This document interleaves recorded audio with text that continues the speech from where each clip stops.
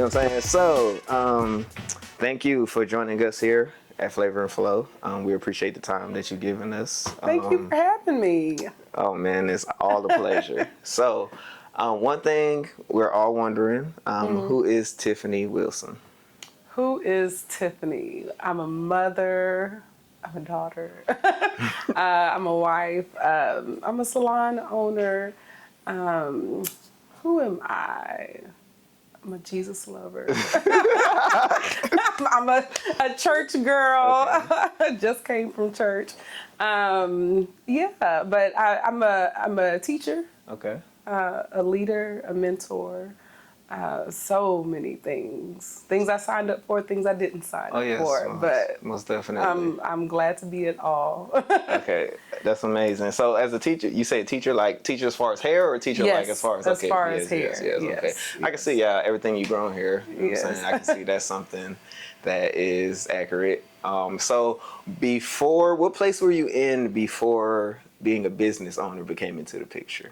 So I was actually in IT project management. Okay. I was in the IT industry for 15 years before I actually went to cosmetology school. So I was 35 years old when I went to cosmetology school. You know, in my generation, they told you to graduate, go get a good job with good benefits. Yeah. That was the responsible, the steady, predictable thing to do. Most definitely. So that's what I was doing. Because, my mom was trying to kick me out at 18. Like, bro, where you going? That's the thing. I still have kids who live with me. But you know what? It's crazy because that's one thing that Hispanics do. Jews do as well. You know what I'm saying? They kind of keep everybody in the... I think they're brilliant for doing that. Yeah, I think that we should have been doing that. Yeah, most definitely. Yeah, I couldn't imagine, like, my kids can be here with me forever if they want to be.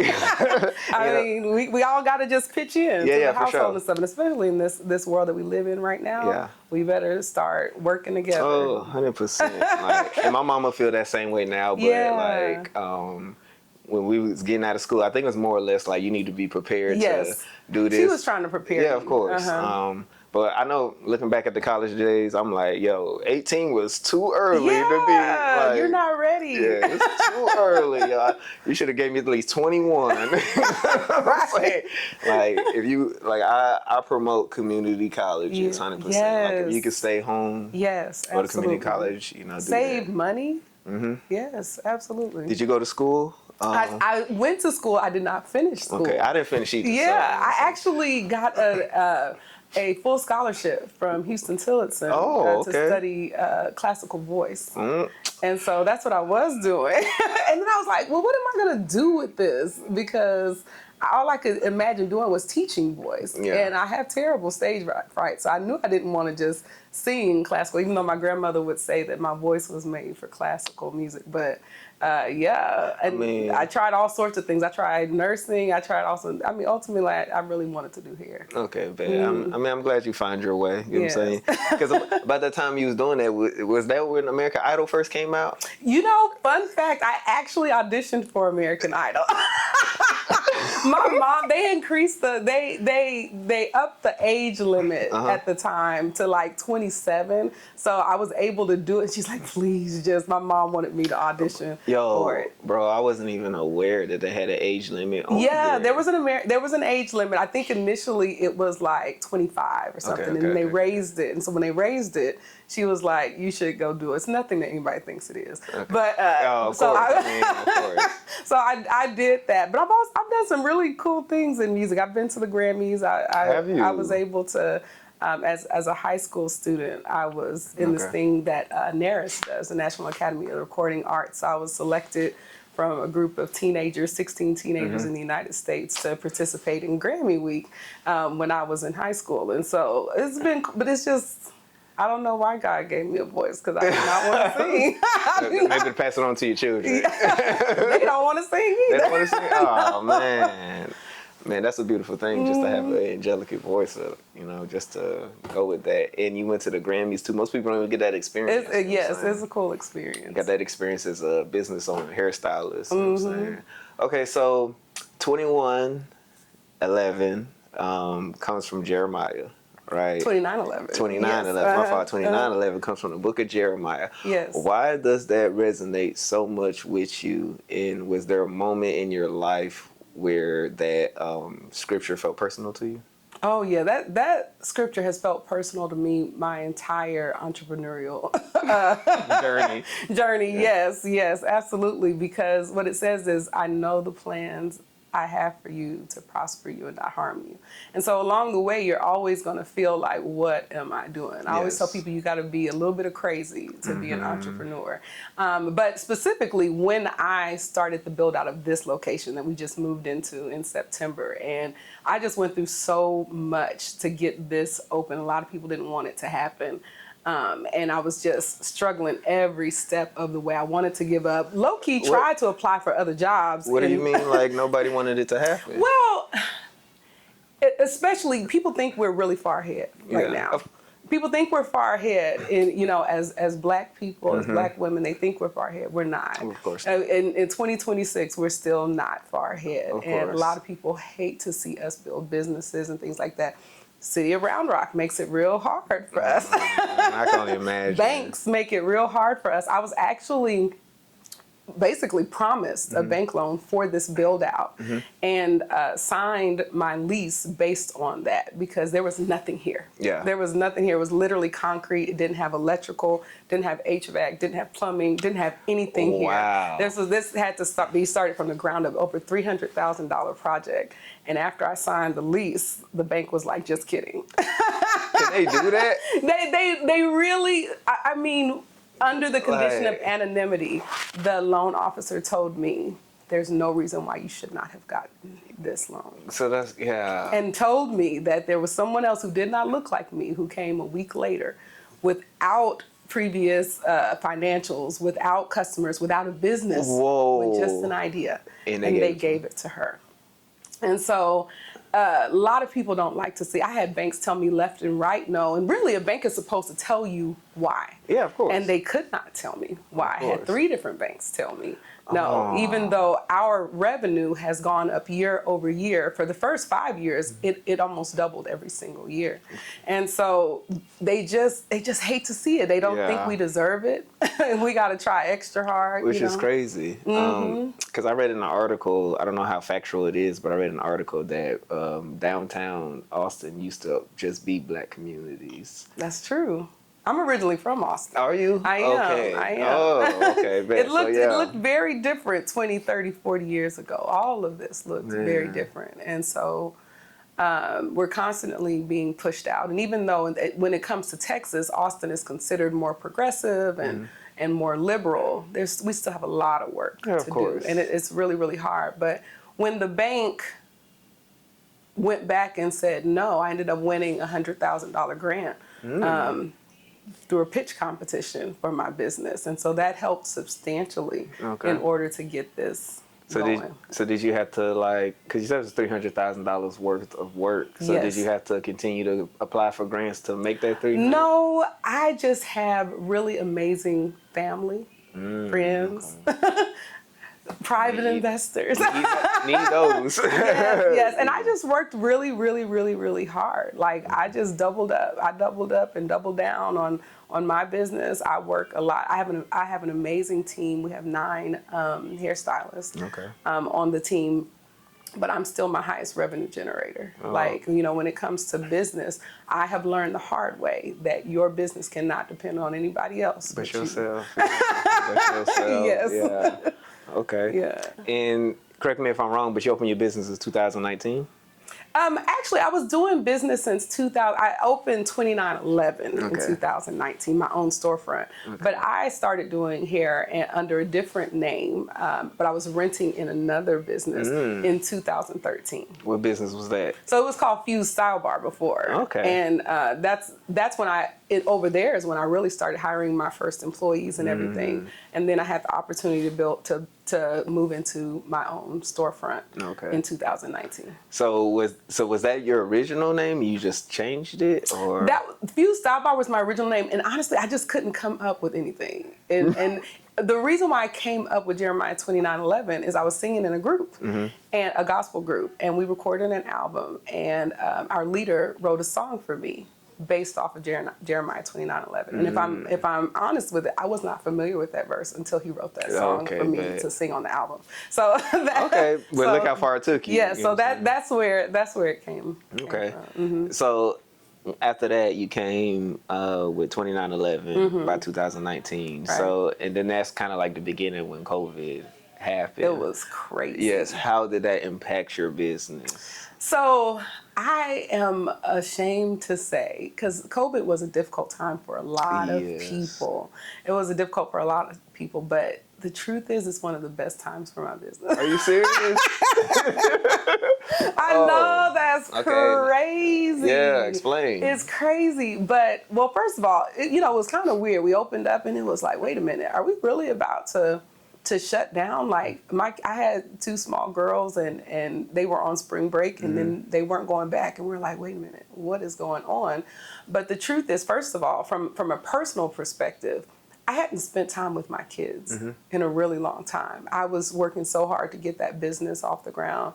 And so it was an amazing opportunity for me to like cook and watch movies and spend time with my kids.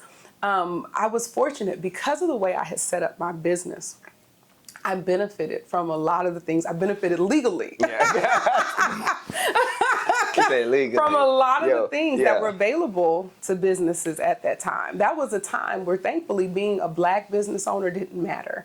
I was a legitimate business owner who was an LLC, who had financials, who had proper bookkeeping, who had all my T's crossed and my I's dotted. And so my employees benefited because they were able to go on unemployment, and I was able to go on unemployment. Everybody was getting extra money during unemployment, and then I was able to get the PPP and to pay my employees as well. I also got a grant from the city of Round Rock to pay my rent during that time. Oh, that's a blessing. And so when you do things the right way and when you operate the right way, then good things happen. The PPP ended up getting forgiven twice. I got 2 of those.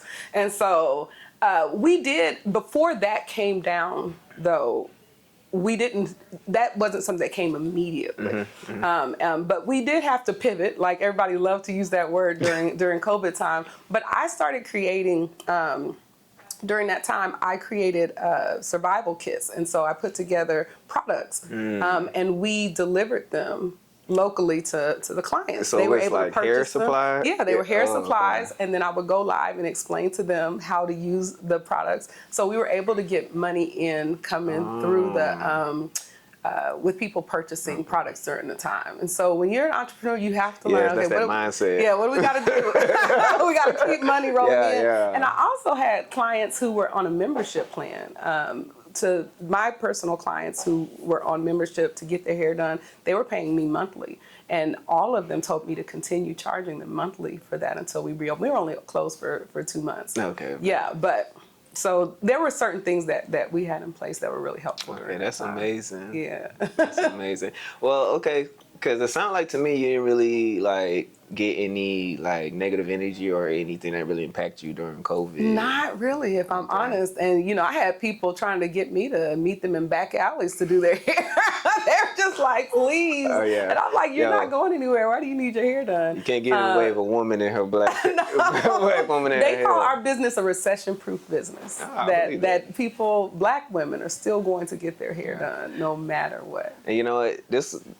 I can understand that because it can be like, this is the place I come get my relaxation on. Yes. I come here and talk to. So even when people are having a hard time, they still want to look good. They still want to feel good. And so they figure out a way to still get their hair done. And then when we finally reopened, of course, everybody just came flooding in. Yeah. So it was a blessing. Well, that's what's up. So what makes your salon different from anybody else's, in your opinion? Customer service. Okay. I've always heard nightmare stories about Black women in the hair salon. And I never had those stories because my dad was a hairstylist, and so I didn't really experience that. I can't say that. There was one time that I experienced that after he had retired and everything, and I started moving on my own, and I kind of moved to the Dallas area, and I came back home. And I realized there was not, from what I could find, there was not a spot that really treated people like they should have been treated. You know, I didn't believe in long wait times. And so when we have an expectation that when you come for your appointment time that you sit down, and I think my experience in the business world, because I worked in a customer focused role, that really helped me kind of set the standard in terms of excellence when it comes to customer service and what people experience when they come in. And so we have a standard in terms of how the customer is treated from the time they walk in, how we present ourselves, that we look the part, that we look like we're in the beauty industry, that education, that we know what we're talking about. And so we don't just do hair, we know hair. And so for me, I don't consider myself a creative. I consider myself someone who enjoys the science behind hair. I'm a little bit of a nerd. And so, so I think, you know, for us, the education piece and always continuing to perfect our craft, that's the biggest thing. Okay.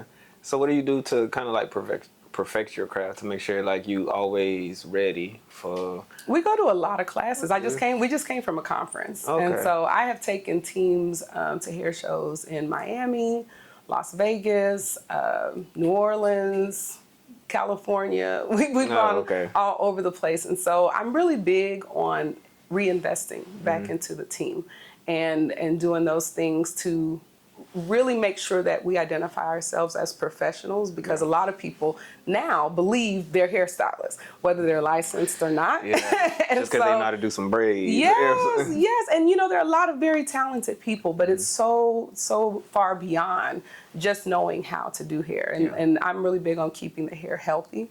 That's how you can develop clients for a lifetime, when you can bring their hair back and restore it after they've been abusing it for so many years. And so that's what we do. We're always taking classes. My team is required to do mandatory in-salon training once a month as well. And so what's also different about us is that we are a commission-based salon versus a lot of black salons historically are rental-based. So they're just paying rent to someone. There's no accountability. There's no one to call. There's no let me speak to a manager. But here it's a little bit different.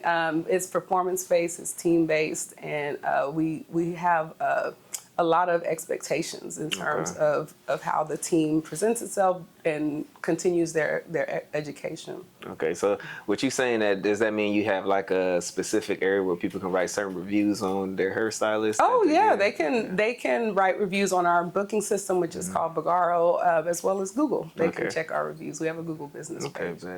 So let's dive into like hair, really. So there is a lot of debate about women wearing their natural hair versus relaxed hair. So as a professional, what is your perspective on that? I think people should do what's easiest for them. And I think that relaxers got a bad rap because so many people were doing it wrong for so long.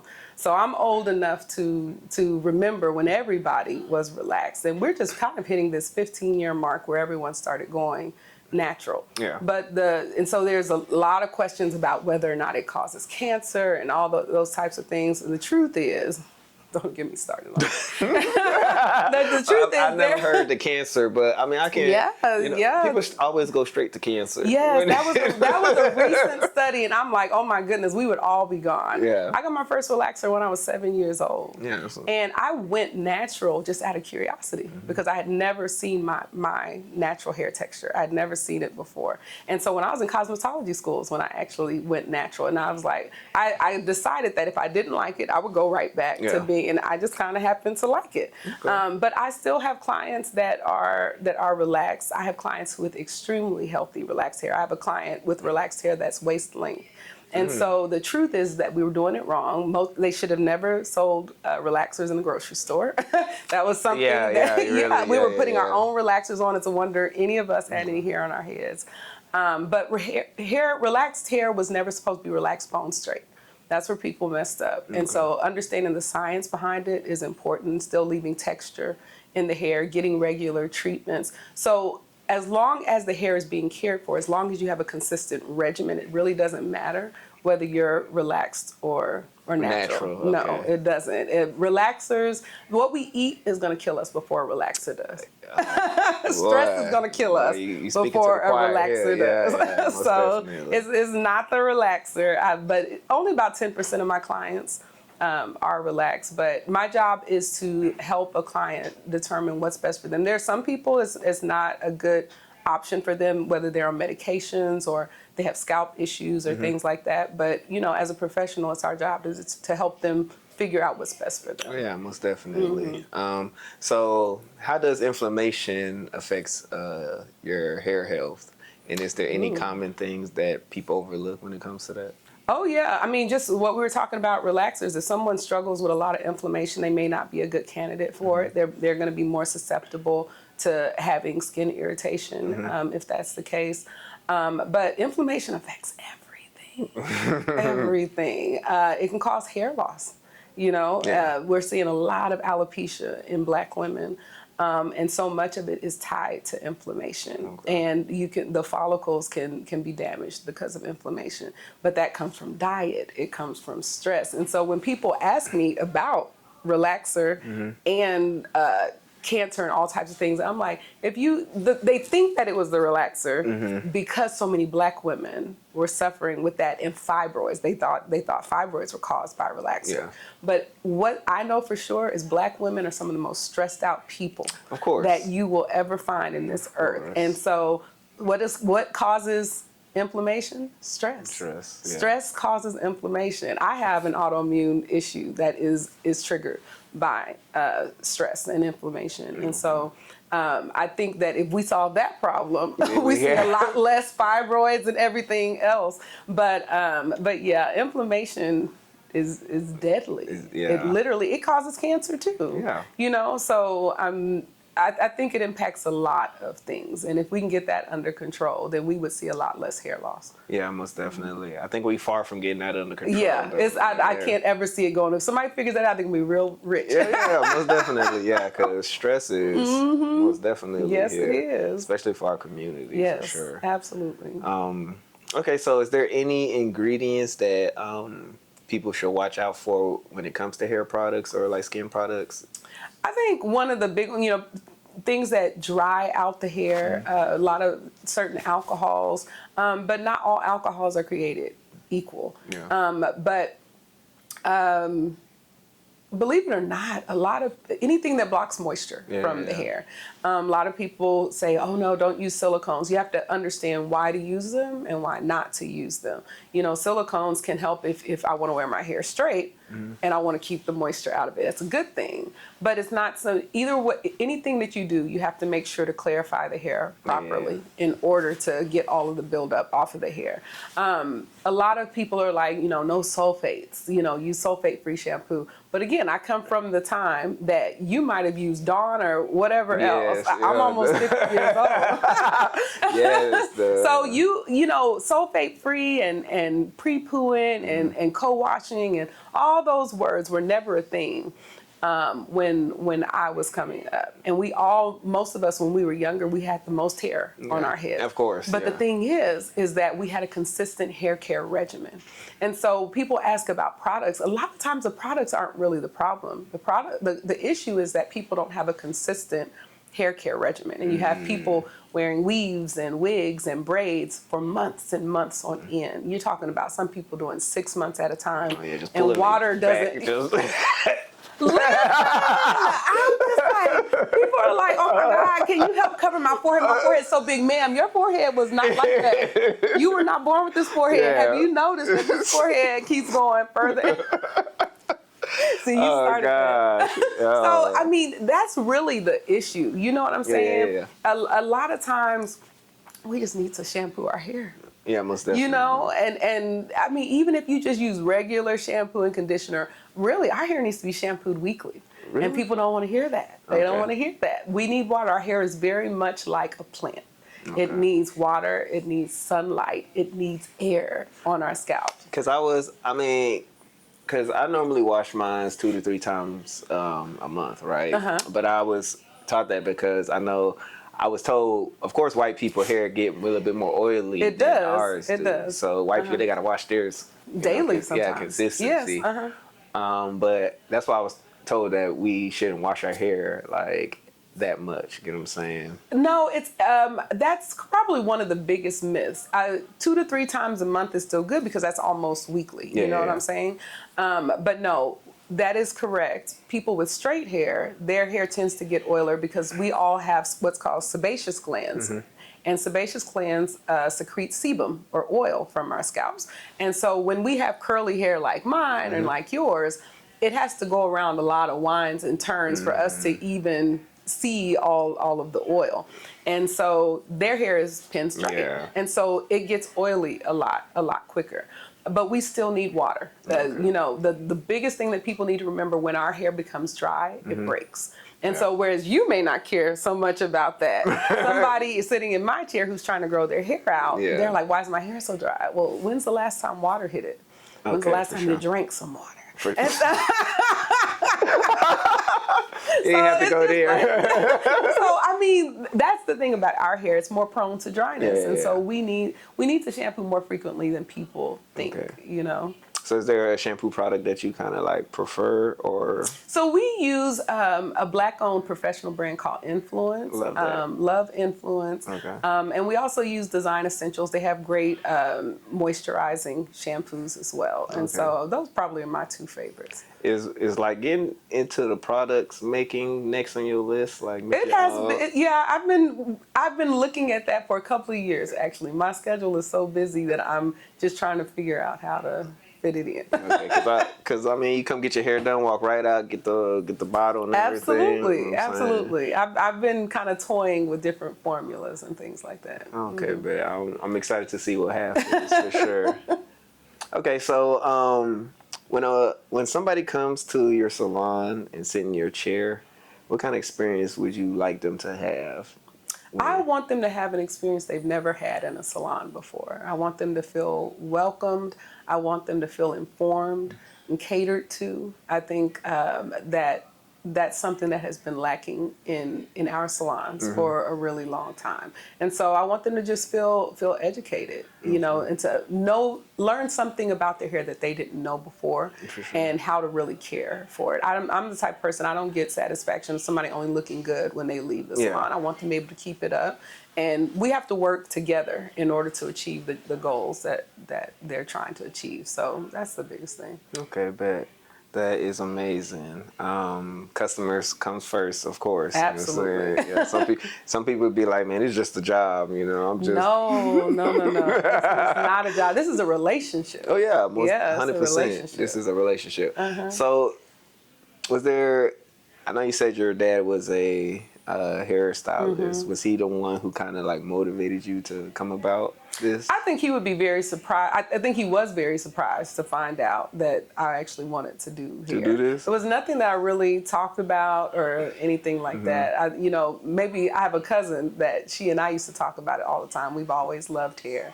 But watching him, yes, I was motivated by, the women that sat in his chair had the most beautiful hair I had ever seen. It was well taken care of. And so seeing people now and the amount of like alopecia that we're seeing under these wigs and weaves, it's something that I wasn't used to because back in my day, people had pretty hair. Yeah. You know, they really took care of their hair. And so, yeah, just sitting as a child and watching those women in there, it was something that I wanted to be a part of. Okay. Did your mom have to beat the women off the broomstick for coming at your dad? Because he was like, my parents were actually, my parents were divorced so quick, I don't remember them together, actually. I'm saying, like, all the women they were not together with me growing up. Okay. But yeah, he was with my stepmother. Okay, I was about to say. But he was very popular. You know what I'm saying? How do you like explain that? Like, honey, she calling me because I gotta. Right. But that's how he met my stepmother. Yeah. She was one of his clients, and she always would joke that he would always tell her he didn't have any availability, and she had a hard time getting an appointment. That is hilarious. Yes. Yeah. Okay, that's funny. So, in a few years, when people look back on 2911, what do you want them to think about? I want them to think excellence. Okay. I want them to think top tier. And I want them to to think resilience. Our journey was long and hard getting here where we are right now, and I want them to think community, because that's what helped us get to this point. It was really, really hard, and it was an undertaking that I didn't expect. But so many people did want this to happen. I say there were a lot of people who didn't, but there were so many people who refused to let it fail. Yeah. And so I want them to remember our story and the fact that if there's something that you believe in, there's always a way to get it done. Heck yeah. I mean, you live in proof for sure. Man. Okay, so speaking on that, when I say the word Black excellence, what does that mean to you? Black excellence. Oh my gosh. What does that mean to me? That's so hard, because I feel like that's one of those words that's like used a lot. It is used. But what does it mean? I feel like people equate it to money. Do they? I do. I kind of feel like when I hear that, it feels like they use it in rooms where there just seems like a lot of success and things like that. For sure, but success is what you see it as. I agree. That's why I say I think a lot of people think it's money, but I think for me, Black excellence is community, and us working together because we're so much better together. I think that, and that's one of the things about my salon that's so different, is that whereas in the beauty industry there's so much competition, and I'm real big on having a spirit of collaboration instead, and us working together, and that's what has helped us be successful for so long. We were voted as multiple times as one of the top 5 salons in Austin by the Austin Chronicle, and not top Black salons, top salons. And for me, that's a big deal. That's Black excellence, because we all know what we have to do even more in order to be considered in those types of categories. And so that's Black excellence to me is just surpassing expectations, and not just doing the bare minimum. Of course. and I agree with that. I believe it's community too. Most people, I'll say the younger generation when I say that, because they don't know how to wait for nothing. They just want something instantaneously. Everything now. So to them, they're more materialistic and what instant gratification. Exactly. So the thing what they don't understand is once you build community, then the money falls into order. It all falls. It just all falls into place. And I tell people that all the time. New team members, I tell them all the time, like, the money can't be the first thing that you're going after. When you build that relationship, it makes a difference. Yeah, 100%. So I love that answer. And that's why, like I say, you can see that with your success that it has everything has came in your favor. Oh, thank you. So with that being said, one more question. So what legacy are you trying to represent and put out there for 2911? Like, I don't know. When I think of legacy, I think of my children. Ooh. Which is interesting. Not wanting them to work as hard as I've had to work. I mean, all my life I had to work. And so I think, just in terms of the legacy, though, I really want people to look at 2911 and say, this is what we deserve. Yeah. A lot of times we just are expected to take good enough, or, it's good for a Black salon. And I just want us to be just an excellent salon, and where people walk in and say, wow, I've never seen anything like this before. Whether it's the aesthetic when you walk in, or whether it's the fact that when you walked in, everybody speaks to you and makes you feel valued and not like they're doing you a favor. Yeah. and so... get a lot of those. Yes. And so just excellence. That's the legacy that I want to leave, is just top tier excellence when they walk in. You're going to have that for sure. It's funny you said when I think about my legacy, I think about my kids. First thing popped in my head was Wendy Williams' son. Wendy Williams' son.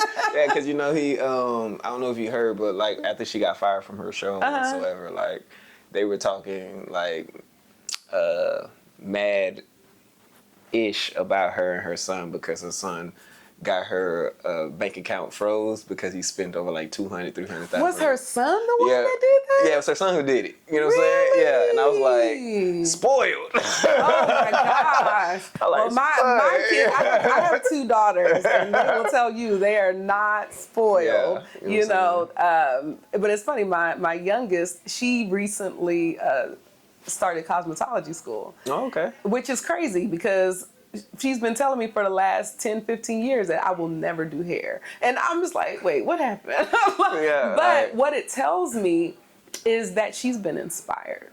Because for so long she was saying she didn't want to do it, but she said she didn't want to do it because of how tired she would see me come home. Yeah. And she's like, man, you beat up. Why would I want to do hair? But she's been inspired by the journey and just seeing, wow, we saw when there was nothing here. And the fact that you turned concrete into this, and every hurdle came in our way, and we didn't think this was going to happen. And the fact that you did it, we need to continue this on. And I'm applaud you for that.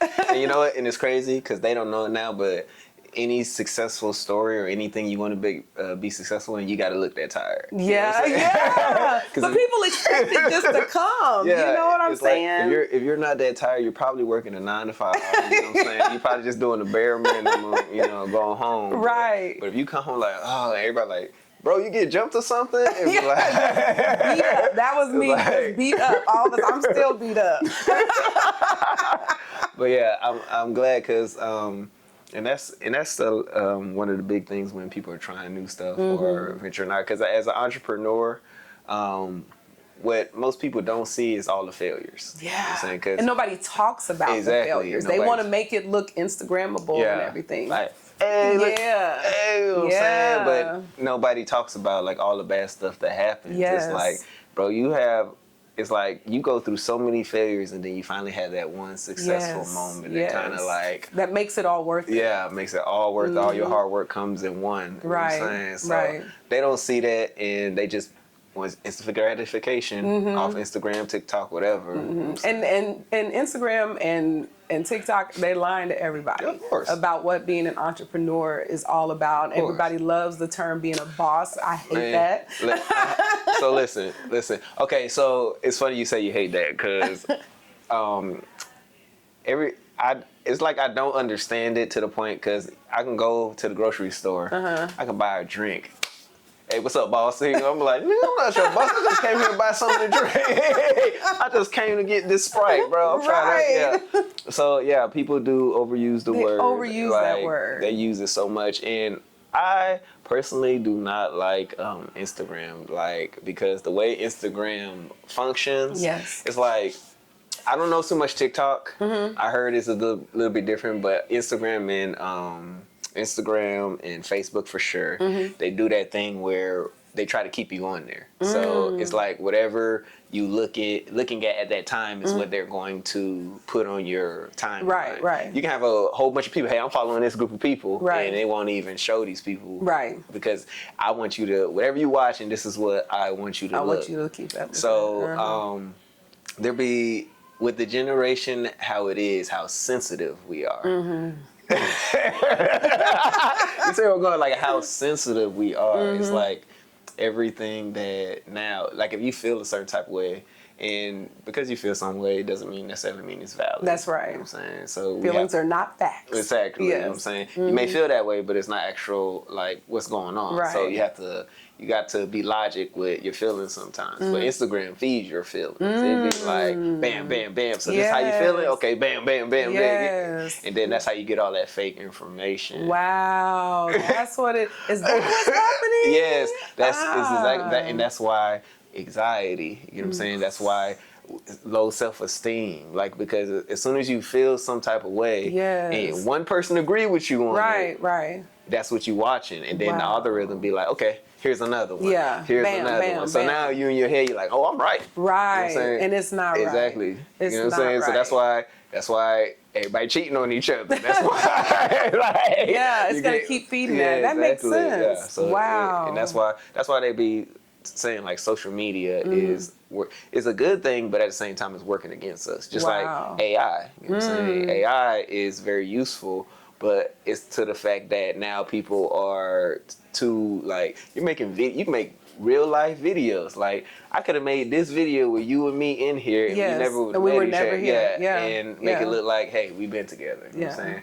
People take I ain't gonna say that. Let me not say that, but now I want to know. Yeah, let me not say that. But so there's an artist who made a picture of her Martin Luther King. You know what I'm saying? On AI. You know what I'm saying? Yeah. And it's like we have that technology. We're not gonna be responsible. Right. You know we're not gonna be responsible with half the stuff. Nothing is what it seems. Yeah, exactly. Nothing is what you know it seems. So it's like now you got social media, which is pretty much messing with the younger generation. Because honestly, I'm blessed that I was born between it. You know what I'm saying? So I was in the era before cell phones had a screen. You know what I'm saying? You just had to block.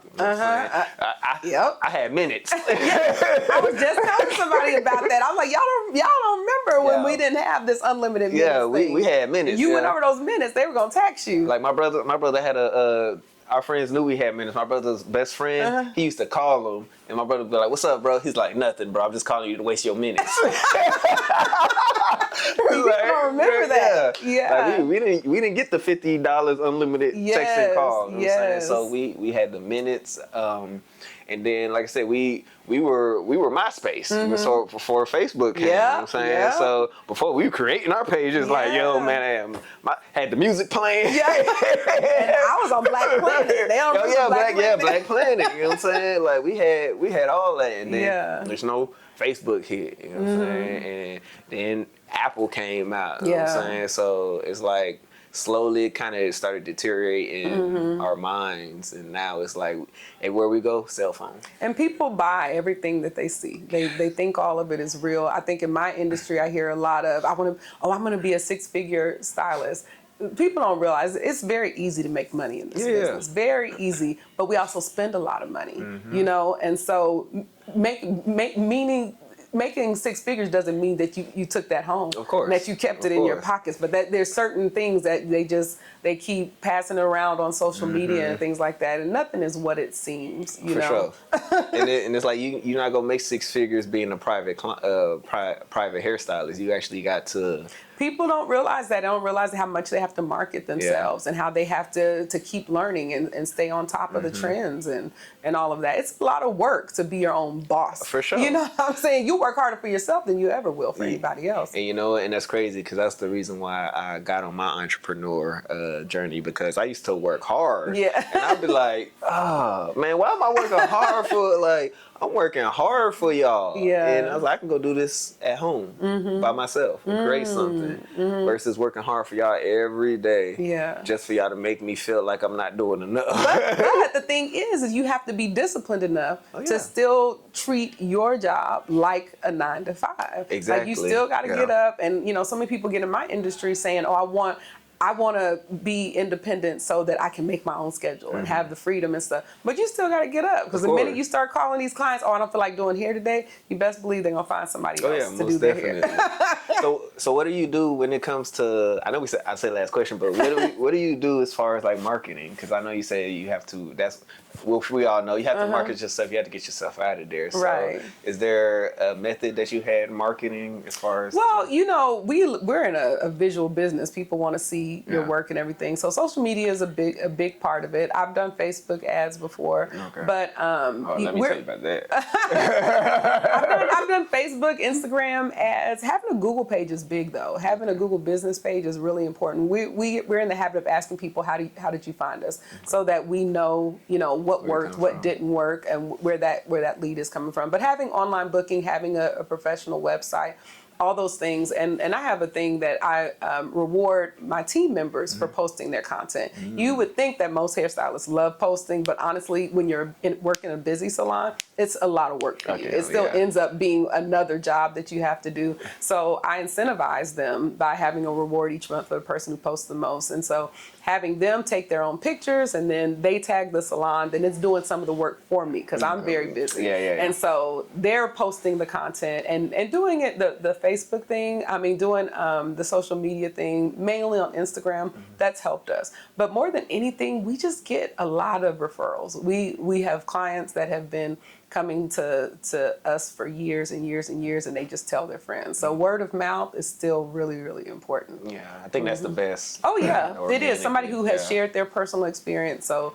although I just had one of my clients say, I'm not telling nobody else about y'all because I can't get me an appointment. And we get people say that all the time. We always say we're also the best kept secret. So in these Facebook groups with hair and everything, a lot of our clients don't like to mention our name because it makes it harder for them to get an appointment. I understand that, but it's like, come on, help me. Yeah, I need that. You know what I'm saying? Well, okay.